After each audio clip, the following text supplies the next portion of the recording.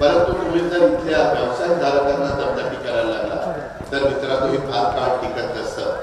4 वर्षात 4.5 वर्षात हे सगळं आता फुगा होता तो फुटला आहे.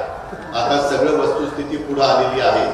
पारनेरकरांनो तुम्ही उद्याच्याला मतदान केंद्रावर जा, त्यावेळेस अतिशय व्यवस्थितपणे आपण त्या ठिकाणी मतदान करा.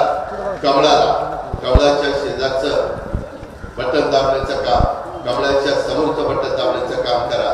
देसवडे म्हणून या छोट्या गावात ग्रामपंचायतीचा अविश्वास ठरावाच्या वेळी आमदाराचा लोगो असलेल्या गाड्यांच्या मधनं 200 सराईत गुंड पाठवून दहशत करण्याचा प्रयत्न केला होता.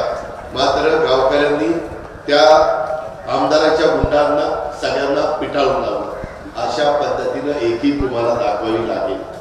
तुम्ही पण घाबरू नका, तुम्ही एकटे नाहीये. आम्ही तुमच्या पाठीशी आहे. विखे पाटील तुमच्या पाठीशी आहे, सुजय तुमच्या पाठीशी आहे. तुम्ही अजिबात घाबरू नका. आम्ही एवढेच नाही, महायुती तुमच्या पाठीशी आहे. तुम्ही एकटा असं अजिबात समजू नका. परंतु येणाऱ्या लोकसभेच्या निवडणुकीच्या निमित्तानं या निलेशचा बंदोबस्त करा.